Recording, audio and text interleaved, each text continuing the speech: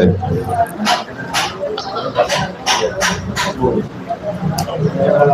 Bismillahirrahmanirrahim. Kita lanjutkan kajian tafsir masih dalam surah Al-Ghasyiyah ayat ke-17 dan seterusnya. A'udzubillahi minasyaitonirrajim. Bismillahirrahmanirrahim. Afala yanzuruna ilal ibili kaifa khuliqat. Maka tidaklah mereka memperhatikan bagaimana unta diciptakan.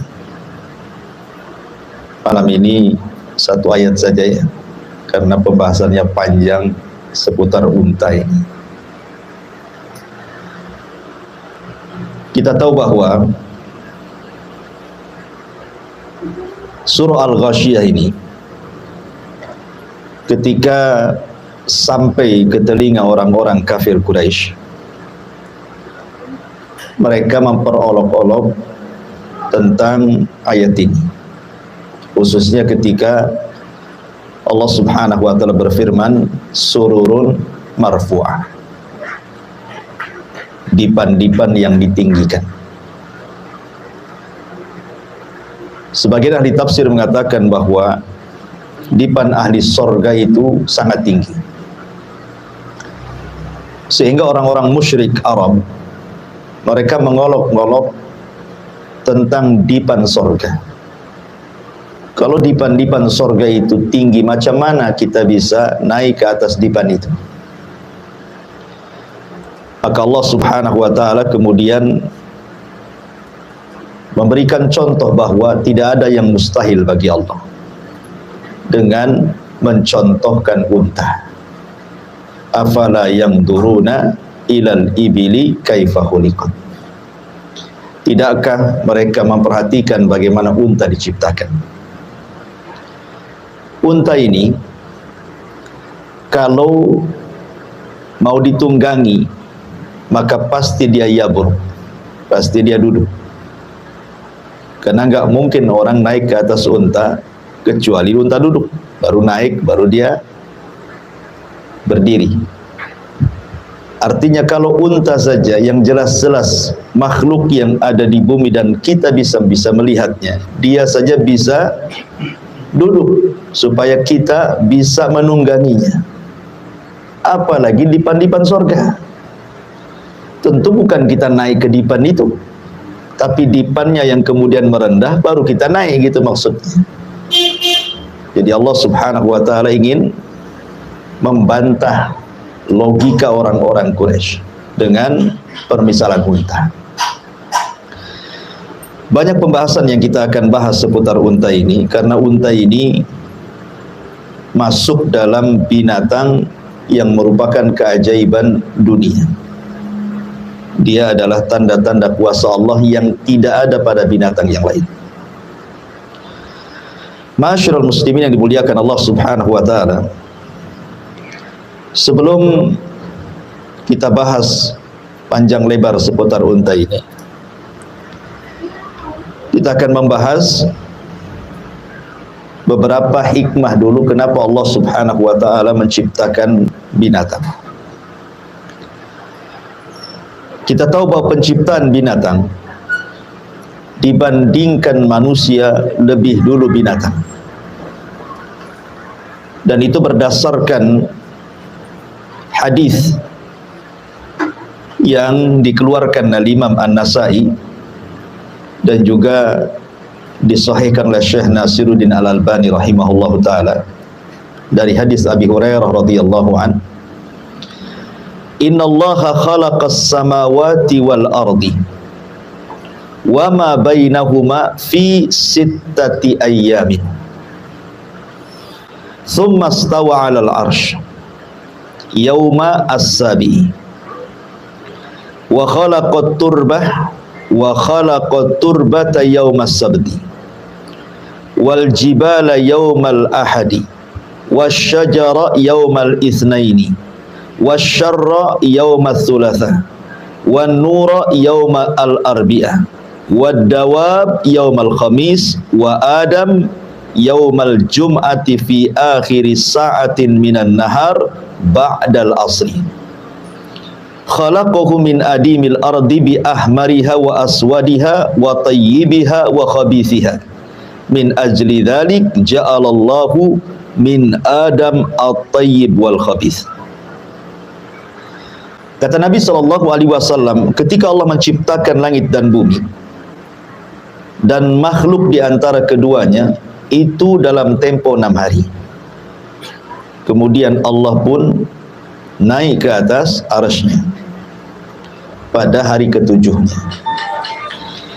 Allah Subhanahu wa ta'ala menciptakan tanah di hari Sabtu, kemudian menciptakan gunung di hari Ahad, kemudian menciptakan segala pepohonan di hari Senin, kemudian menciptakan keburukan di hari Selasa, kemudian menciptakan cahaya di hari Rabu, dan menciptakan binatang di hari Kamis, dan menciptakan Adam di hari Jumat. Kapan? Setelah asar, antara asar ke malam.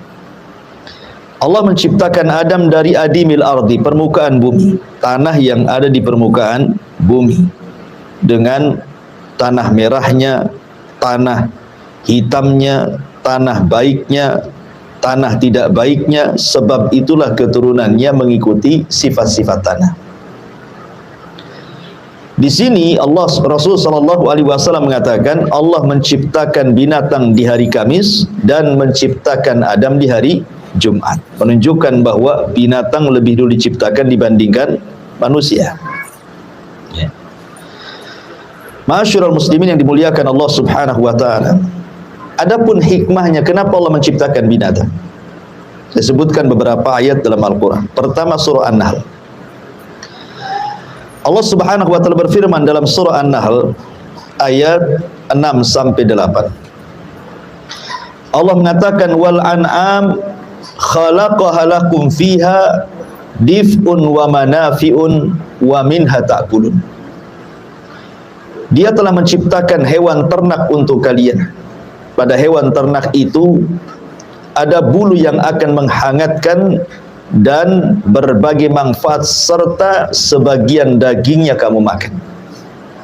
Artinya bulu-bulu binatang kalau zaman dulu, bahkan sampai hari ini pun masih dibuat baju, jaket gitu ya, untuk menghangatkan.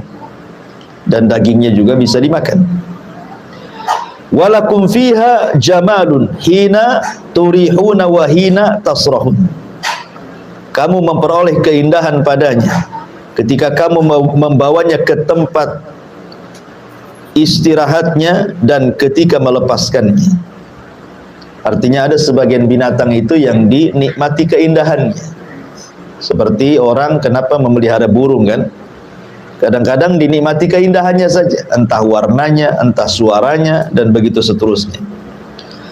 Walakum fiha jamalun wa tahmilu athqalakum ila baladin lam takunu balighin illa bisyikil anfus inna rabbakum laraufur rahim. Ia mengangkut beban-bebanmu ke sebuah negeri yang kamu tidak sanggup mencapainya kecuali dengan susah payah. Sesungguhnya Tuhanmu Maha Pengasih lagi Maha Penyayang. Karena di zaman dulu kan belum ada mobil, belum ada kereta, belum ada kargo. Ya, mereka mengangkut barang di atas binatang, di atas unta, di atas bigol, di atas keledai, dan begitu seterusnya gitu.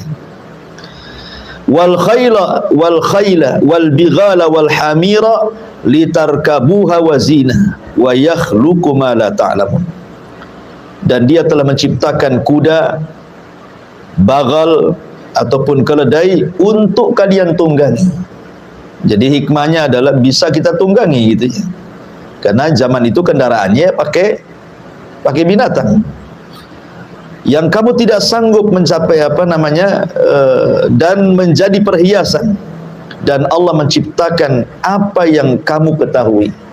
Artinya boleh jadi mungkin di bawah bumi ini, di setiap lapisan ada makhluk yang kita tidak tahu Allah ciptakan. Karena Allah mengatakan wa yakhluqu ma la ta'lamun, dan Allah menciptakan hal-hal yang kalian tidak tahu. Boleh jadi di lapisan bumi gitu ya, ada hewan-hewan yang kita tidak tahu, yang Allah Subhanahu wa taala ciptakan. Kemudian juga dalam surah An-Nahl ayat 14-nya Allah mengatakan, wa huwa alladzi sakharal bahra litakulu minhu lahman tariyan wa tastakhriju minhu hilyatan talbasunaha wa taral fulka muakhira fihi walitabtagu min fadlihi wa la'allakum tashkurun. Dan dialah yang menundukkan lautan untukmu agar kamu dapat memakan daging yang sedap, maksudnya ikan. Dan dari lautan itu kamu mengeluarkan perhiasan yang kamu pakai, kamu juga melihat perahu berlayar padanya, dan agar kamu mencari sebagian karunia-Nya dan agar kamu bersyukur. Jadi hewan-hewan bukan hanya hewan darat saja, tapi Allah pun ciptakan hewan laut dengan berbagai macam ikan-ikan, dan kita bisa menikmatinya. Ya. Ini dalam surah An-Nahl. Kemudian dalam surah Yasin, Allah Subhanahu wa taala mengatakan, awalam yarau anna khalaqna lakum mimma amilat aydina an'aman fahum laha malikun. Dan tidaklah mereka melihat bahwa kami telah menciptakan hewan ternak untuk mereka, yaitu sebagian dari apa yang telah kami ciptakan dengan kekuasaan kami, lalu mereka menguasainya. Artinya Allah Subhanahu wa taala tundukkan sebagian binatang kepada kita gitu. Kalau seandainya kita tidak bisa menundukkan binatang, nggak ada orang pelihara ayam, nggak ada orang pelihara kambing, apalagi yang lebih besar lagi sapi gitu ya. Satu sapi ngamuk saja satu desa ada pusing gitu ya. Tapi ada sebagian binatang itu yang ditundukkan oleh Allah. Kemudian Allah mengatakan wa dzallalnaha lahum faminha rukubuhum wa minha yakulun. Dan kami menundukkan hewan-hewan itu untuk manusia, lalu sebagiannya bisa ditunggangi. Bisa ditunggangi kan itu ya. Coba kalau hewan itu semuanya buas gitu kan susah kita menunggangi. Ya.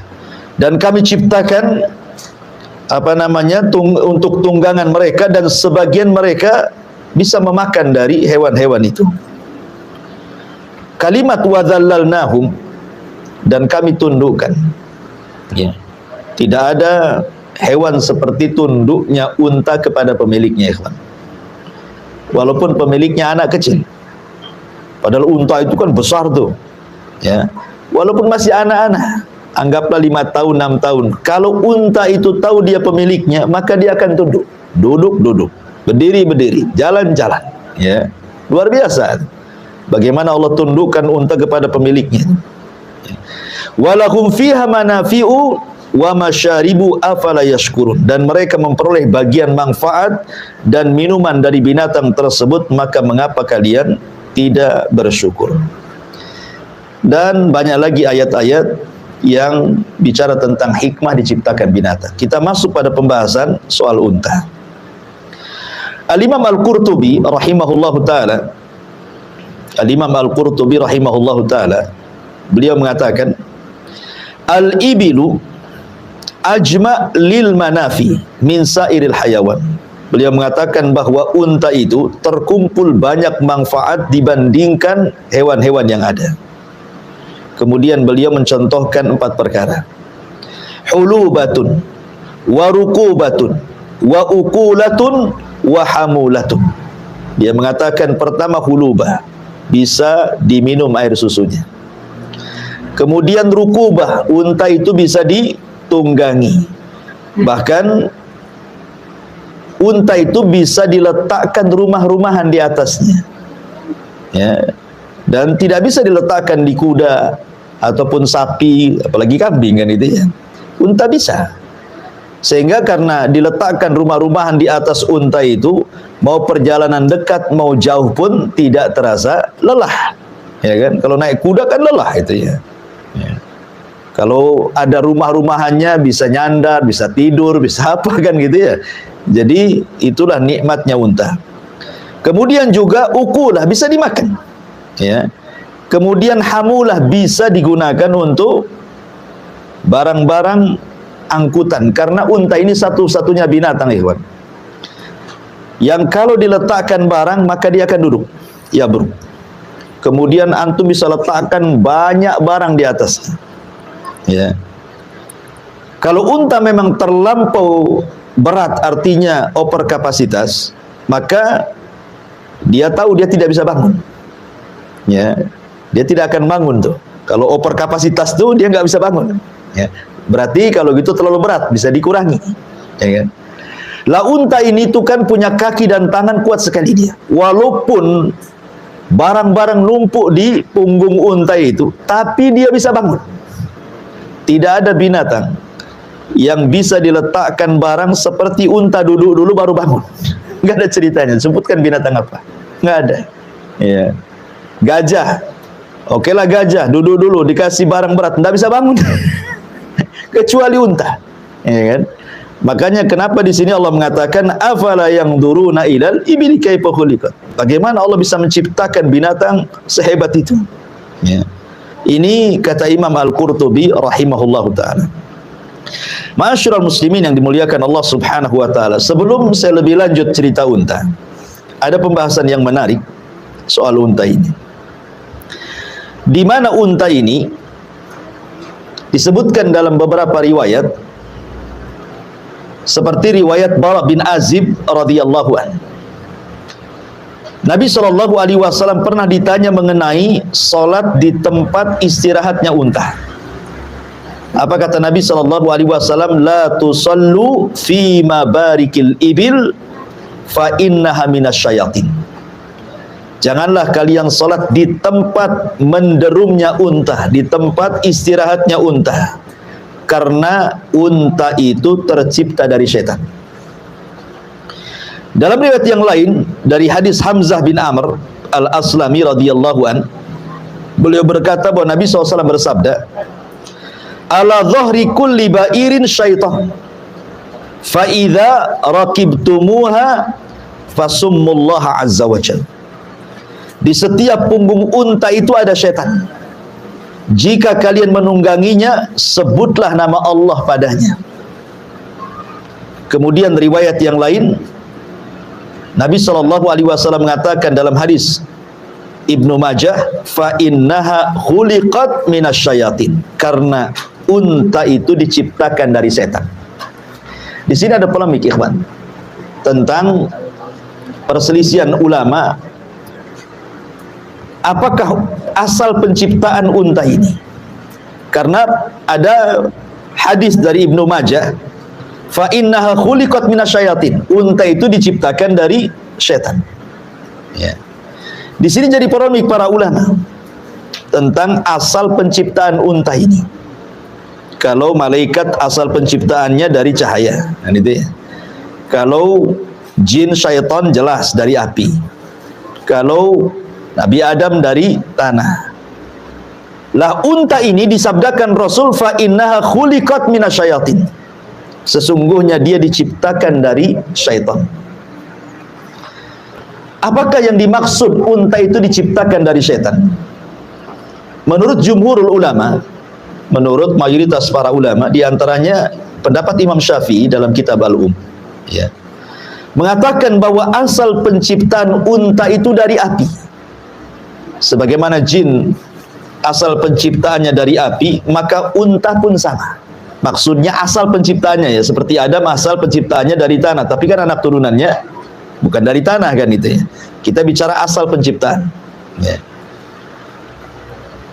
Lah di sini Imam Syafi'i rahimahullahu taala mengatakan dalam kitab Al-Um, berdalil dengan hadis dari Abdullah ibn Mughaffal dari Nabi SAW, idza adraktumus salata wa antum fi murahil ghanami fasallu fiha. Kalau kalian mendapati salat, kemudian kalian salat di tempat istirahatnya kambing, salatlah di situ. Fa innaha sakinah wa barakah, karena tempat kambing itu tenang dan ada berkahnya. Wa idza adraktumus salata wa antum fi a'tanil ibili fakhruju minha fasallu fa innaha jinnun min jinnin khuliqat. Kalau kalian datang waktu sholat dan kalian sedang di tempat istirahatnya unta, maka keluar dari situ. Jangan sholat di situ. Fa innaha jinnun, karena sesungguhnya unta itu adalah jin dari jin yang diciptakan. Ala tarawnaha idza nafarat, karena kalau seandainya engkau melihat, dikhawatirkan dia akan menyerang kamu. Ya. Dari hadis ini Imam Syafi'i rahimahullah telah berpendapat, dan ini pendapat mayoritas ulama, mengatakan bahwa asal penciptaan unta itu dari syaitan. Asal penciptaan unta itu dari syaitan. Terjadi silang pendapat, maksudnya dari syaitan itu apa? Ada yang mengatakan bahwa innaha khuliqat min jinsin khuliqat minhu syayatin. Jadi dia diciptakan dari satu jenis yang diciptakan padanya setan. Ada juga yang mengatakan bahwa tidak, dia adalah perkawinan dari binatang, jenis binatang yang ada di tengah-tengah manusia dan binatang dari kalangan jin, kawin. Ya. Jadi binatang yang ada pada manusia kawin dengan binatang yang ada dari kalangan jin, lahirlah unta. Gitu maksudnya. Jadi apa perpaduannya? Ya. Ini juga satu pendapat. Ya.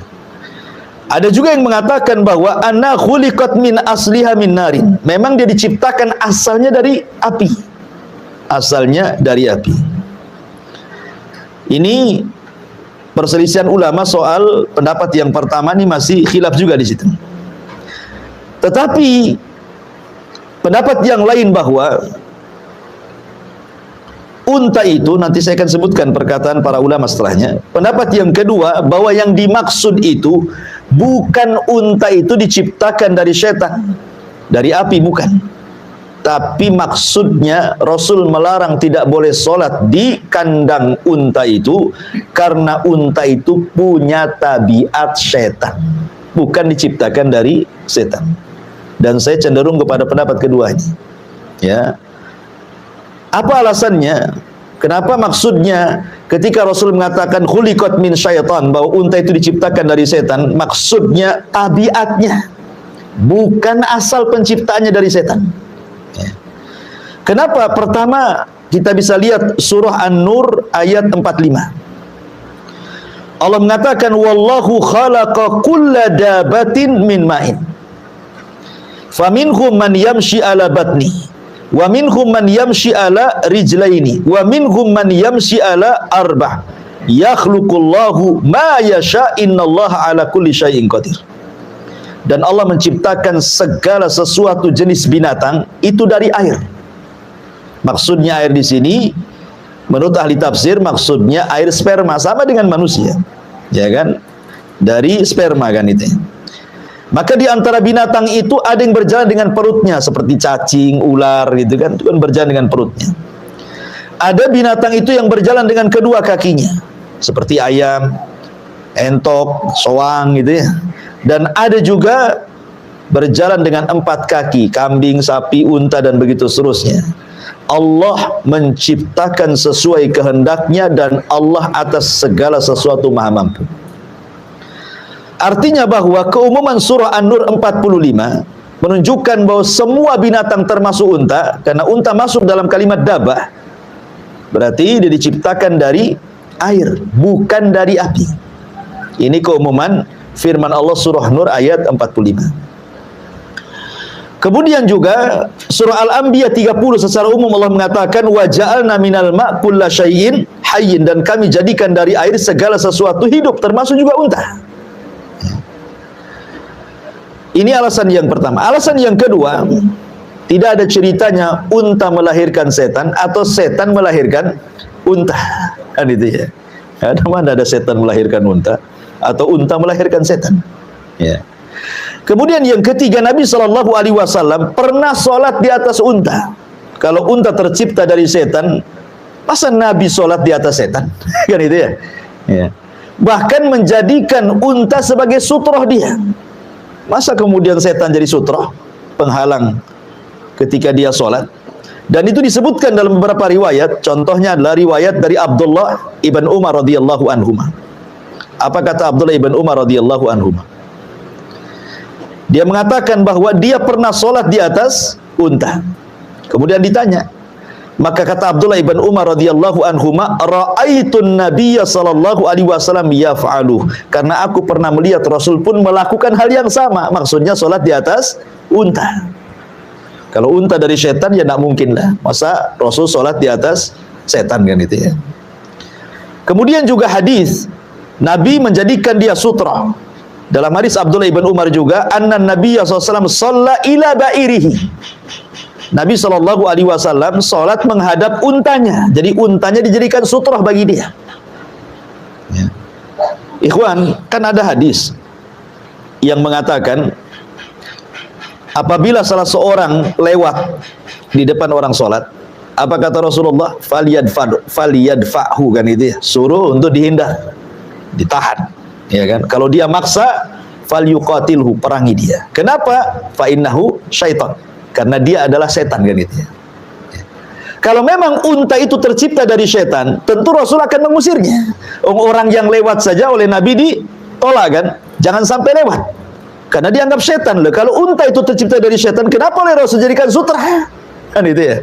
Nah, ini juga bantahan bahwa maksudnya di sini bukan tercipta dari setan, tetapi maksudnya tabiatnya tabiat syaitan. Nanti saya akan ceritakan seperti apa tabiat syaitan itu. Kemudian juga Nabi SAW pernah khutbah di atas unta. Khutbah di atas unta dia. Ketika Nabi SAW hajjatul wada, haji wada. Ketika itu Nabi SAW duduk di atas untanya, kemudian sahabat memegang tali kekangnya unta. Kemudian Nabi SAW bersabda tentang, tahukah kamu apa hari ini, apa bulan ini, apa negeri ini? Sahabat mengatakan jangan-jangan Rasul mau mengganti hari, tempat dan bulan. Kemudian Rasul mengatakan, bukankah ini hari Jumat? Bukankah ini hari Arafah? Bukankah ini bulan Dzulhijjah? Bukankah ini negeri haram? Kemudian Nabi SAW mengatakan, ingatlah sesungguhnya harta kalian, darah kalian, kehormatan kalian haram, tidak boleh ditumpahkan.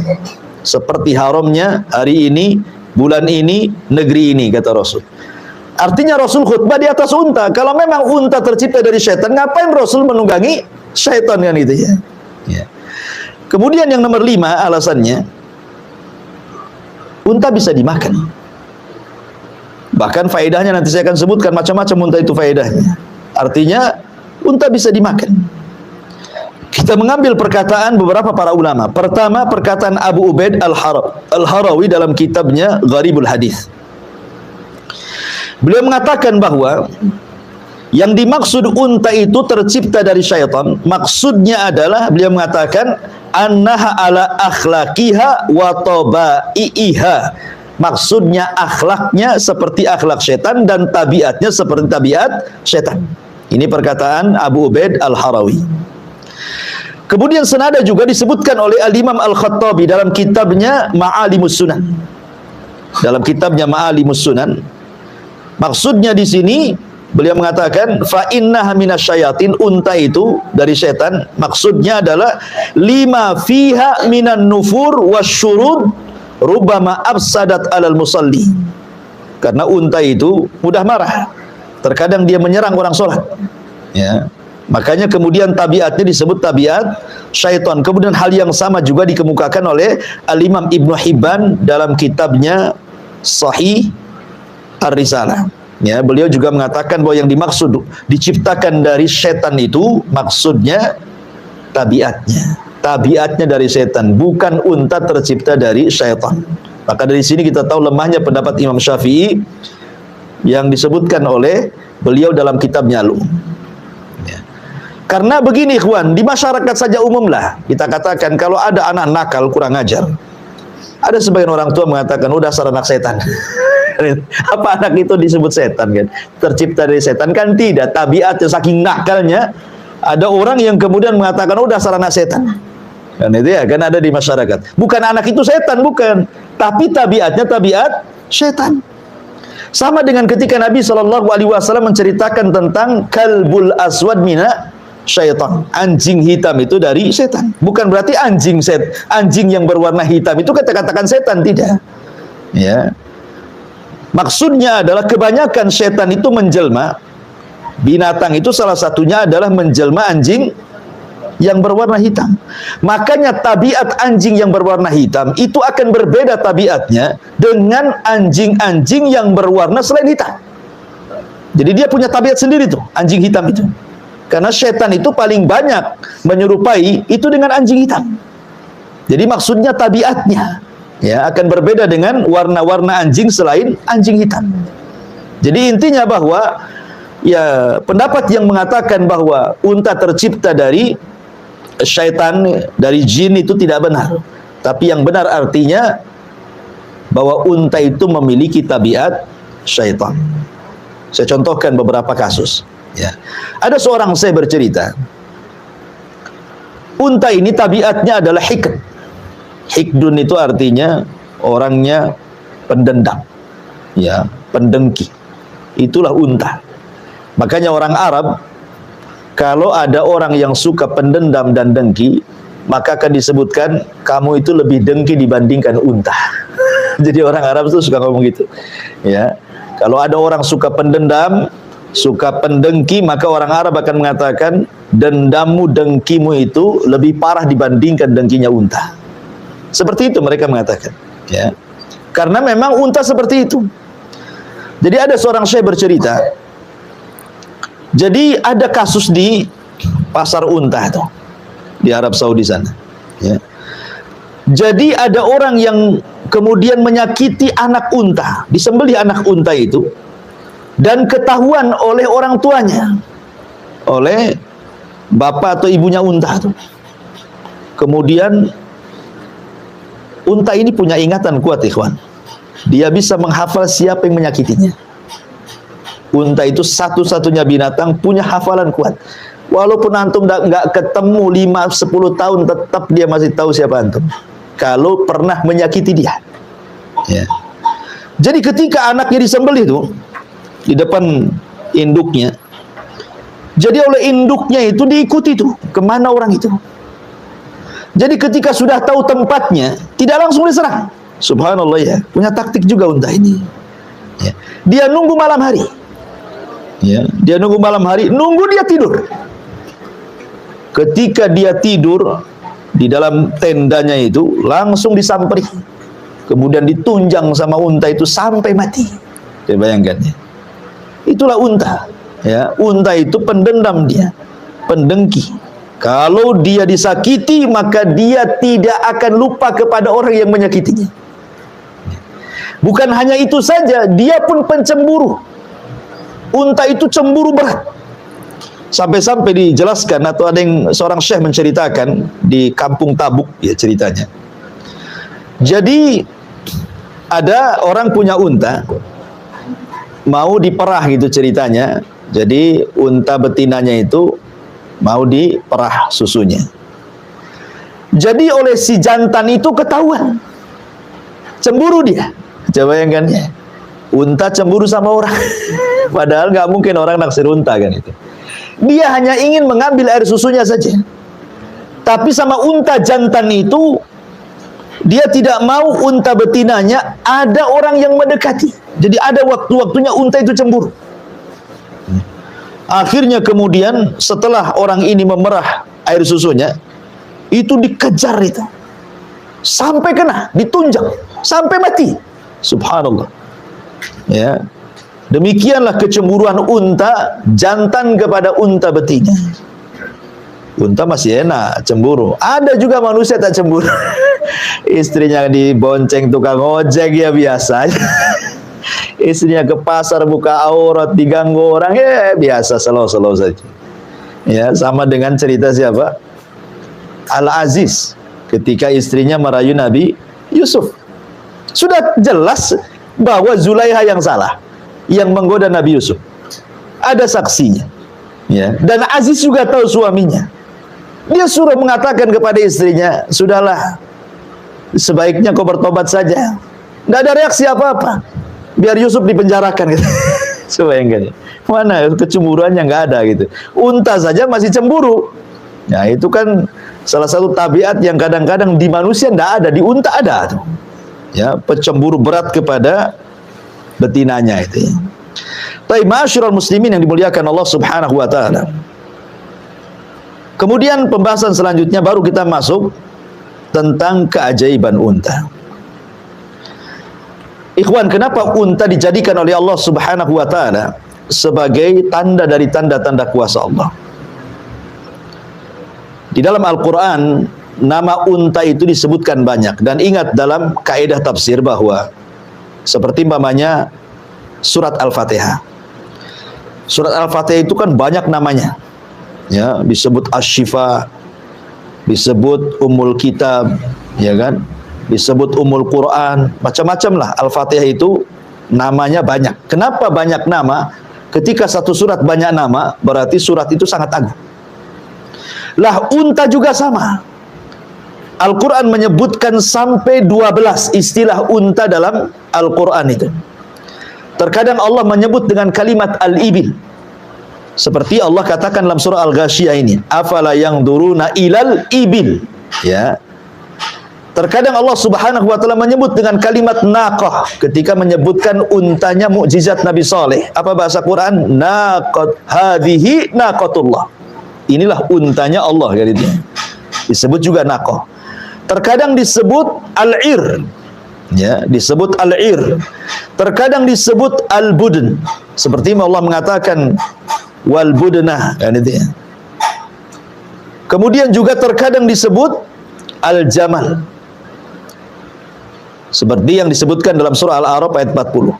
Kemudian juga terkadang disebut apa namanya al-him, seperti yang disebutkan dalam surah Al-Waqiah ayat 55. Kemudian terkadang juga disebut al-ba'ir. Al-ba'ir ya ma'ruf, ba'ir gitu. Kemudian juga terkadang disebut al-an'am, sebagaimana disebut surah An-Nahl. Kemudian ba'irah. Terkadang disebut sa'ibah. Terkadang disebut hamah. 4 istilah ini terkandung dalam surah Al-Maidah ayat 103. Jadi banyaknya nama tentang istilah unta menunjukkan unta ini bukan binatang biasa, saking banyak namanya dalam Quran itu. Ya. Karena memang Allah akan, sebagaimana ayat yang kita bahas, afala yanzuruna ilal ibila kaifa khuliqat. Makanya Nabi SAW terkadang, karena unta ini memang satu, dia memang harta yang paling berharga bagi orang Arab itu adalah unta. Ya, harta yang paling berharga bagi orang Arab kala itu adalah unta. Unta itu dijadikan diat, bayar diat. Kalau ada orang yang dibunuh, kemudian tidak kisos, bayar diat. Berapa ekor unta? 100 ekor unta. Kan itu ya. Kemudian mahar, seperti maharnya Rasul kepada Khadijah, pakai unta. Ya kan?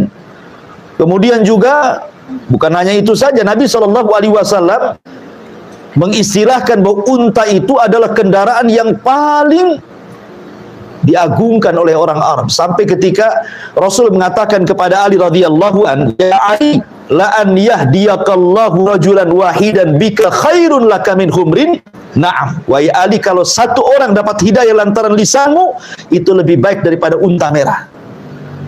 Ya, kenapa Rasul mengistilahkan unta merah? Karena unta merah adalah unta yang paling disukai orang Arab, yang paling mahal. Ya, mungkin kalau sekarang ini CR-V yang terbaru gitu ya. Karena zaman itu belum ada mobil kan ya. Ya unta lah, ada kelas-kelasnya. Ya unta merah itu kelas paling tinggi kendaraan di zaman itu. Bahkan Nabi SAW terkadang menjadikan pahala itu selalu dikaitkan dengan unta. Contoh umpamanya, Nabi mengatakan, afala yaghdu ahadukum ilal masjid faya'lamu aw yaqra ayataini min kitabillah khairun lahu min naqataini. Kata Rasulullah, tidakkah engkau menyengaja datang ke masjid kemudian membaca 2 ayat saja, itu lebih baik daripada engkau punya 2 ekor unta. Bagaimana kalau 3 ayat lebih baik daripada 3 ekor unta? Bagaimana kalau 4 ayat lebih baik daripada 4 ekor unta? Dan bagaimana kalau banyak ayat jadi hitung dengan untanya? Ya, sampai Rasul mengistilahkan pahala saja dibanding-bandingkan dengan unta kan itu. Atau Nabi SAW ketika bicara tentang orang yang masuk sholat Jumat, ya kan? Apa kata Nabi SAW? Man igtasala yaumal jum'ah ghaslal janabah. Siapa yang mandi di hari Jumat seperti mandi junub. Ada yang mengatakan mandi Jumat itu wajib, ada yang mengatakan sunnah. Ya. Syekh Utsaimin mengatakan wajib. Bahkan Syekh Utsaimin mengatakan aku tidak pernah meninggalkan seumur hidupku mandi wajib Jumat. Ya. Kemudian Rasul mengatakan summa raha, kemudian dia ke masjid dan dia dapat sop pertama. Apa kata Rasulullah? Faka'annama qarraba badanatan, seolah-olah dia berkorban dengan unta. Sop pertama ketika sholat Jumat, seolah-olah Anda berkurban dengan seekor unta. Sop kedua, seolah-olah berkurban dengan seekor sapi betina. Sop ketiga, seolah-olah berkorban dengan seekor kambing. Kemudian sop keempat, seolah-olah berkorban dengan ayam. Sop kelima, seolah-olah berkorban dengan telur ayam. Sop keenam, ketujuh, tai ayam semuanya. Sudah nggak ada lagi kan? Ya, sampai 5 saja, sampai ke telur ayam saja. Ya, artinya sudah dapat tainya sampai ke belakang kan. Nah, jadi lihat bagaimana Rasul mengurut tingkatan pertama korban unta. Jadi dikait-kaitkan dengan pahala tuh. Kemudian juga contoh yang lain umpamanya Nabi SAW mengatakan la tasubul ibila, jangan kalian tak unta. Inna fiha ruku'ud dami wa mahrul karimah. Jangan kau celah unta, karena unta bisa untuk membayar diat dan bisa untuk membayar mahar, kata Rasul. Sampai dilarang kita mencela unta. Ya. Bahkan Nabi SAW juga mengatakan di dalam hadis yang lain, ketika Nabi SAW bicara tentang wanita-wanita terbaik di zaman itu, apa kata Rasulullah? Khairun nisa rakibnal ibila. Sebaik-baik perempuan di zaman itu adalah perempuan yang nunggang unta, kan itu ya. Sehingga mengistilahkan wanita terbaik dengan menunggang unta. Nah, bahkan Nabi SAW pernah suatu ketika dicegat unta. Jadi ketika Rasul itu disebutkan dalam Musnad Imam Ahmad dari Anas bin Malik radhiyallahu an, ketika Nabi SAW sedang berjalan-jalan tuh di ganggang kota Madinah, nampak pula unta. Dikejar Rasul sama Anas tuh. Ketika sudah kemudian unta itu membalap Rasul dan lebih dulu tiba-tiba menghadang Rasul, tiba-tiba sujud. Rasul turunlah. Rupanya unta itu sedang menangis. Diusaplah tangisan unta itu. Entah ngomong apa Rasul dengan unta itu. Tiba-tiba Rasul kemudian berdiri memanggil-manggil orang Ansor. Siapa pemilik unta ini? Gitu. Tiba-tiba ja'afatan minal Ansor, berdirilah anak muda dari Ansor dan mengatakan, ana ya Rasulullah. Rasul marah dan mengatakan, afala tattaqillah fi hadhil bahimah allati malakakallahu iyyah. Tidakkah kau bertakwa kepada Allah dengan untamu ini yang telah Allah kuasakan kepadamu? Lihat dia mengadu kepadaku, kan itu. Engkau tuji'u wa tud'ibu, menyakiti dan engkau suka melemahkan dia. Kau hanya mempekerjakan tapi tidak merawatnya. Unta ngadu sama Nabi. Ya. Ini luar biasa, ikhwatu fillah, muliakan Allah. Dan banyak cerita-cerita unta di dalam hadis-hadis Nabi SAW. Bahkan Allah jadikan mukjizat Nabi Soleh itu unta juga, yang disebut dengan naqatullah. Adapun keistimewaan unta itu, ikhwan, ini yang menarik kita bahas, karena ini berkaitan dengan ayat afala yanzuruna ilal ibili kaifa khuliqat. Tidakkah kau lihat bagaimana unta diciptakan? Pertama, kencing unta itu obat. Kencingnya saja itu obat. Bahkan diteliti oleh pakar-pakar kesehatan. Ya, kencing unta itu obat. Makanya kalau antum Allah takdirkan bisa umroh, kan, atau yang pernah umroh kan tahulah, biasanya diajak ke penangkaran unta. Itu sudah berderet itu botol-botol aqua itu warna kuning. Itu kencing unta. Itu di sana dijual beli kencing unta. Ya, bayangkan kencing unta lebih berharga dibandingkan kencing antum. Ya. Jadi obat kencing, dan itu diteliti bisa mengobati banyak penyakit. Bahkan ada satu penyakit yang tidak bisa disembuhkan kecuali dengan kencing unta. Saking hebatnya kencing unta. Ya, memang bau sekali. Ya. Kemudian yang kedua, air susunya juga obat. Air susunya juga obat. Ya, bisa mengobati penyakit gula dan macam-macam. Bahkan dagingnya, daging unta itu daging terbaik. Kenapa? Karena tidak mengandung kolesterol, tidak mengandung gula. Jadi walaupun makan banyak-banyak daging unta itu nggak akan berat tuh punggung kita itu. Coba antum banyak-banyak makan kambing, leher udah berat kan itu ya. Kayaknya ada beban aja di punggung. Lagi bawa apa gitu ya kan. Orang kolesterol kan di sini rasanya pegal gitu ya. Sebanyak daging unta antum makan nggak akan keluar kolesterol tuh. Luar biasa unta. Dagingnya saja luar biasa gitu. Kemudian juga jangan itu, gajinya apa namanya, lemaknya itu pun obat. Lemak-lemaknya unta itu jadi obat. Kemudian subhanallah, satu-satunya binatang saya katakan tadi bisa duduk mengangkut tunggangannya dan tidak ada pada hewan lain. Dia duduk baru kita naik atau barang-barang kita naikkan baru dia berdiri. Unta itu. Ya. Kemudian juga unta itu kalau dia tahu tuannya maka dia bisa mencium berkilo-kilo tuh. Jadi penciumannya luar biasa. Tahu dia ada tuannya berapa kilo itu tahu dia. Atau makanannya tahu tuh. Ya. Dan unta itu kata seorang syekh mengatakan dia adalah binatang yang paling sabar. Unta itu binatang yang paling sabar. Kalau di musim dingin dia bisa bertahan 6 bulan tanpa makan dan minum, gak akan mati. 6 bulan kalau di musim dingin. Kalau di musim panas 3 bulan. Ya, dia sabar, nggak makan loh, nggak ada makanan, nggak ada minuman. Kalau di musim dingin dia bisa bertahan hidup 1 bulan. Kalau di musim panas 3 bulan. Kenapa bisa seperti itu? Antum lihat unta itu ada punuknya kan, di belakang itu ada punuk. Apa sih fungsi punuk itu? Fungsi punuk itulah untuk menyimpan air dan makanan. Jadi waktu unta itu minum berliter-liter itu, unta kalau minum banyak dia. Lah, punuknya itulah tempat penyimpanan air dia. Ya, kalau dia makan dikunyah ya makanannya ditaruh di situ. Makanya ajar unta itu walaupun berbulan-bulan nggak akan mati dia. Kenapa? Karena sudah menyimpan minumannya di punuknya itu dan makanannya di situ. Ya, jadi walaupun berbulan-bulan nggak akan mati dia. Dan itu nggak ada pada binatang yang lain. Nah, coba binatang apa? Antum punya peliharaan ikan, antum kasih makan mati. Ya. Antum kasih ayam, kurung ayam itu 1 minggu, nggak mati kan itu. Kambing nggak dikasih makan mati. Nah, karena memang mereka nggak punya punuk untuk menyimpan air dan makanan. Unta punya, disimpannya dia di situ. Makanya di musim dingin 6 bulan dia bisa bertahan. Ya. Kalau di musim panas 3 bulan saja dia bisa bertahan. Itu kan luar biasa tuh. Ya. Ini siapa yang menciptakan kalau bukan Allah Subhanahu Wa Taala? Kemudian yang hebatnya lagi, unta itu tidak suka dengan suara yang jelek dan dia suka dengan suara yang indah. Dia tidak suka dicaci, dimaki, tahu dia. Kalau antum maki-maki unta tuh, dia tahu. Dia tidak suka dengan ucapan-ucapan kotor. Karena unta itu maunya dilembuti.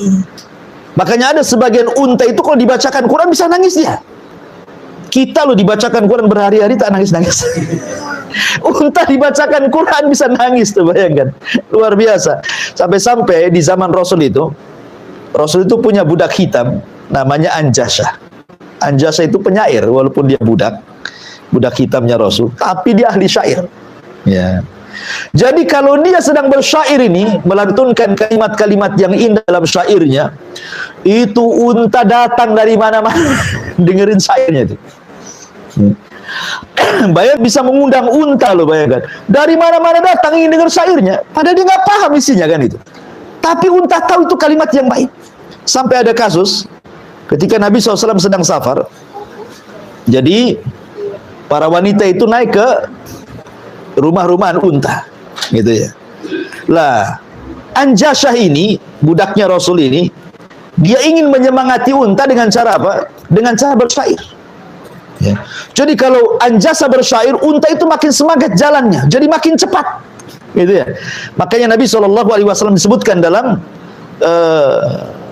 Bukhari dari Anas bin Malik radhiyallahu an, apa kata Nabi SAW kepada Anjasah itu? Ruwaidaka ya Anjasah, ya saukaka bil qawarir, katanya. Wahai Anjasah, katanya Nabi SAW, pelan-pelan karena kamu sedang membawa para wanita. Takut jatuh kan gitu ya. Maksudnya jangan terlampau semangat bersyair. Jadi untanya pun ikut semangat gitu maksudnya ya. Jadi dia terburu-buru jalannya. Ya, kata Rasulullah pelan. Ya. Yang nunggang itu perempuan katanya. Ya, bagaimana unta itu dia suka dengan kalimat-kalimat yang baik. Kemudian juga unta ini ikhwatu fillah muliakan Allah Subhanahu wa taala. Dia bisa bertahan hidup di cuaca yang sangat dingin, bahkan di cuaca yang sangat panas sekalipun. Kita tahu di Arab itu kalau datang cuaca panas itu ekstrim panasnya. Kalau cuaca dingin ekstrim juga dingin sampai pecah-pecah di sana itu. Ya. Unta bisa bertahan loh di dua cuaca, baik cuaca panas ataupun cuaca dingin. Kenapa? Karena kulit unta itu tebal dan dia berbulu. Ya, subhanallah. Bahkan mulutnya unta itu ada penyaring. Jadi kalau datang musim dingin, dia akan menyaring hawa menjadi panas untuk disalurkan ke otaknya. Kalau cuaca panas, disaring oleh mulutnya jadi dingin ke otaknya. Itu unta juga kan. Luar biasa. Kalau kita kan otak panas dingin tergantung dompet ya. Penuh dompetnya dingin, hilang dompetnya itu panas. Ini tuh ya. Kalau udah tanggal tuh panas. Intinya bahwa unta ini ikhwatu fiddin dia bisa bertahan seperti itu karena memang kulitnya tebal. Sehingga itu bisa untuk melindungi dari binatang, entah dari semut yang gigit gitu ya, entah dari binatang-binatang yang gigit, dia akan terasa. Ya. Kemudian di kaki unta itu dia dari lahir sudah kapalan itu. Jadi lututnya unta itu baik yang depan ataupun belakang itu dan senantiasa basah. Ya, untuk apa? Melindungi kalau unta itu duduk di padang pasir. Jadi dia tidak akan merasakan panas kalau cuaca panas, kalau dia cuaca dingin tidak akan merasakan dingin. Bayangkan. Bukan karena banyaknya duduk jadi kapalan, tidak, sejak lahir sudah ada tuh. Sudah Allah sediakan tuh, bayangkan. Sampai seperti itu. Ya, unta itu bahkan telinganya kan kecil unta itu. Dia bisa menutup kalau seandainya datang angin dan berdebu sehingga tidak ada debu masuk telinganya. Bahkan matanya bisa melihat ketika ada debu.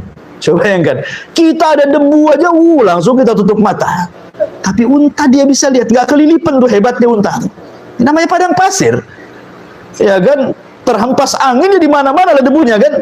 Tapi dia bisa memandang saat angin debu tuh. Siapa yang menciptakan binatang seperti ini coba? Kalau bukan karena Allah Subhanahu wa taala. Makanya Allah mengatakan afala yanzuruna ilal ibli kaifa khuliqat.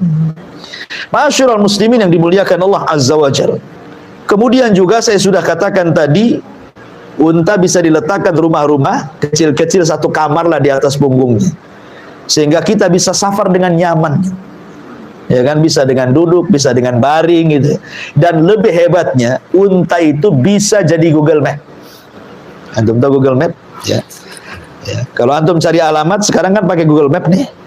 Ya, nanti akan sampai ke tujuan. Unta itu di zaman itu jadi Google Map. Itu disebutkan oleh Imam Ar-Razi dalam tafsirnya.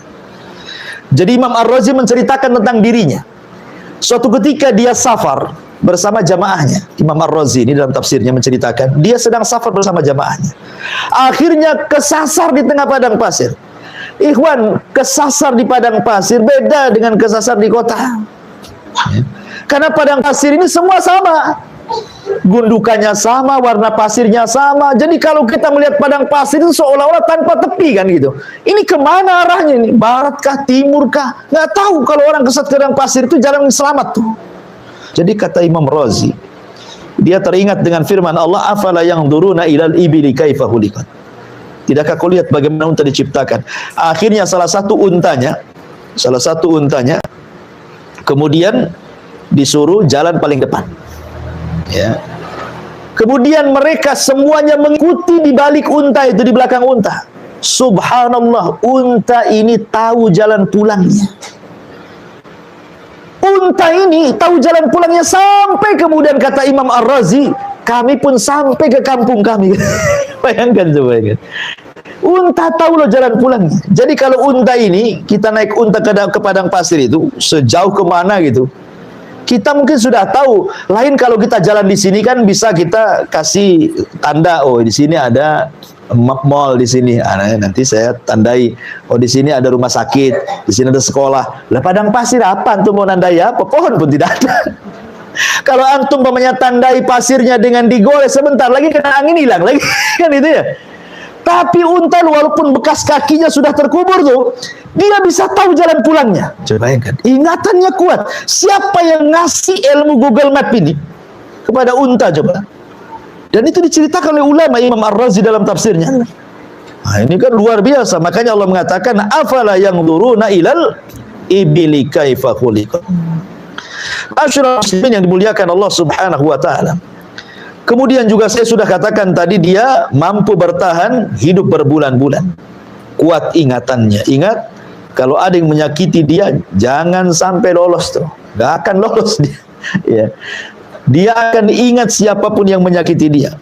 Ingatannya luar biasa. Ya. Kemudian juga bukan hanya itu saja, dia tidak akan melupakan orang yang menyakitinya. Dan dia juga pecemburu, saya sudah katakan tadi. Bahkan disebutkan bahwa unta ini qudratul ibil ala tahammulil ju'i wal atshi.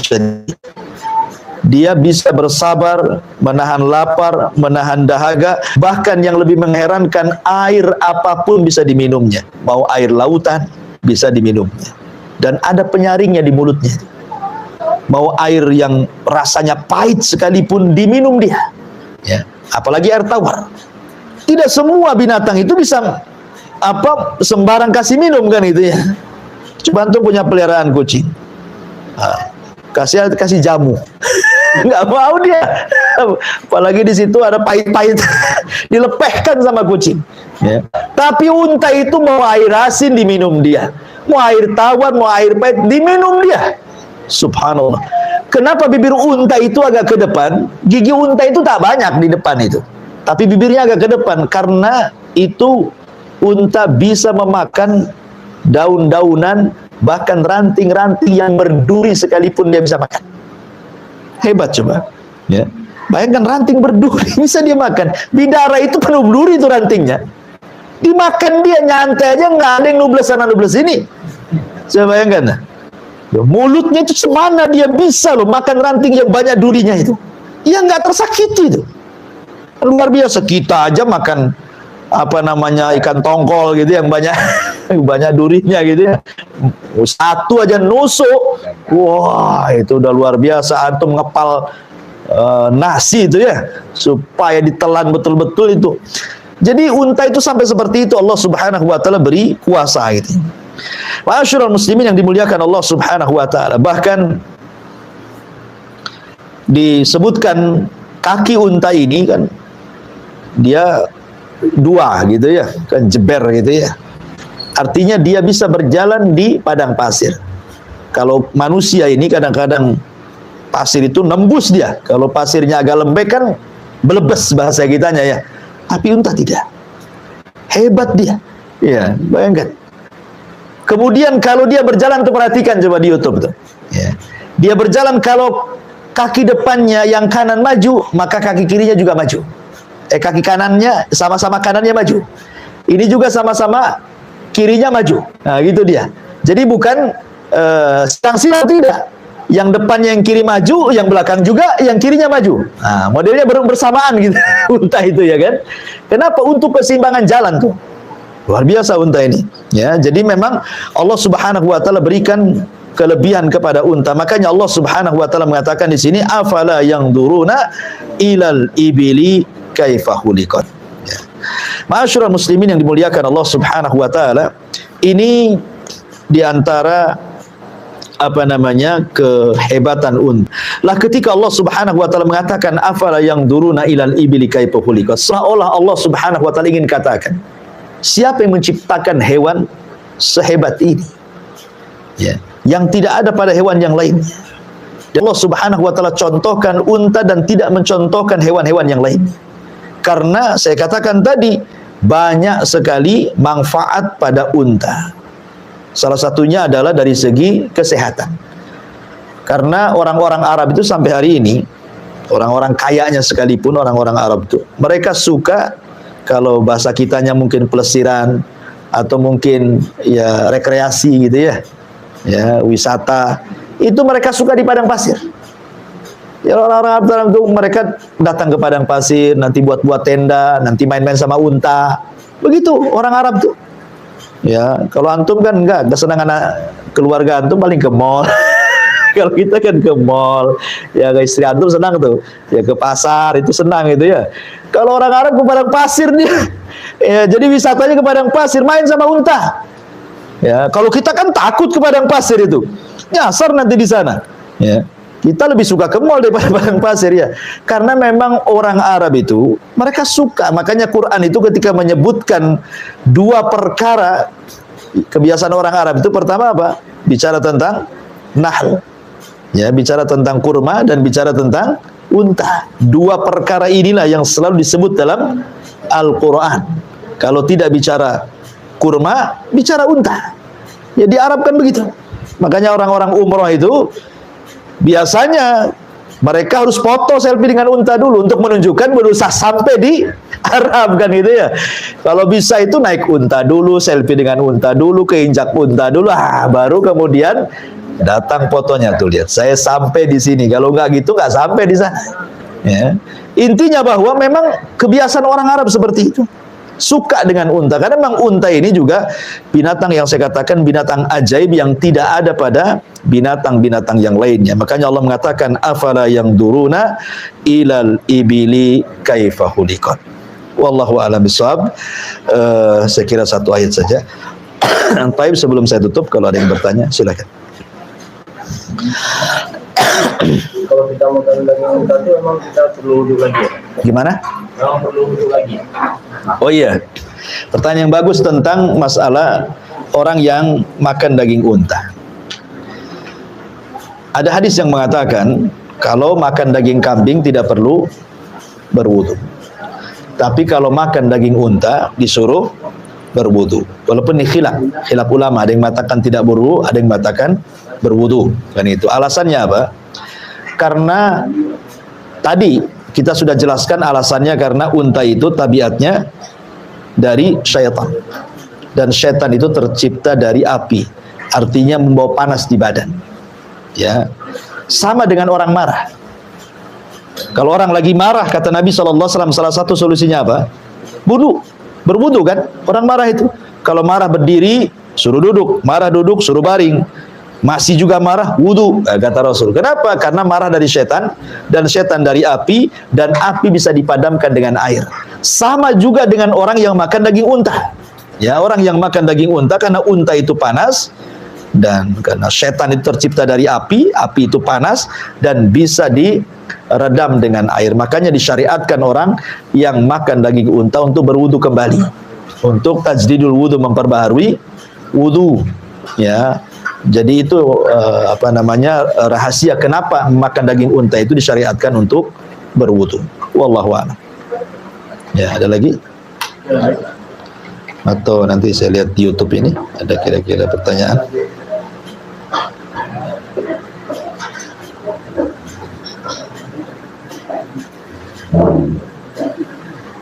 Tidak ada pertanyaan rupanya.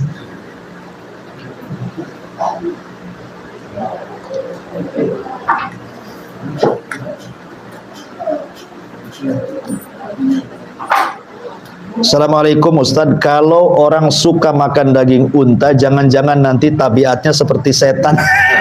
Enggak. Orang Arab tuh paling suka makan daging unta. Saya pun waktu sekolah di sana sering makan daging unta. Ya nggak mungkin juga saya jadi setan. Kan itu enggak. Ini kan cerita tabiat tabiat unta itu ada tabiat-tabiat. Kan tadi juga ada tabiat yang positif, ada tabiat yang negatif kan gitu. Lah yang negatif inilah yang itu tabiat-tabiat setan tadi. Bukan berarti kalau makan daging unta kemudian jadi setan, enggak, ya. Jadi Anda salah paham yang nanya ini, ya. Bahkan daging unta itu terbaik. Kalau Anda makan daging kambing banyak-banyak, kolesterol, darah tinggi, stroke, mati kan itu ya. Anda makan daging unta nggak akan gemuk, nggak akan kolesterol, nggak akan darah tinggi. Memang begitu, daging unta itu sehat sekali. Ya, jadi dari segi kesehatan bagus, dan dari segi apapun bagus. Kencing-kencingnya juga jadi obat. Wallahu a'lam. Ya, saya kira itu pertanyaan di YouTube. Mudah-mudahan ada manfaatnya. kita tutup dengan doa kafaratul majlis. Subhanaka wa bihamdika asyhadu an la ilaha illa anta astaghfiruka wa atubu ilaik. Allahu ta'ala alam. Assalamualaikum warahmatullahi wabarakatuh.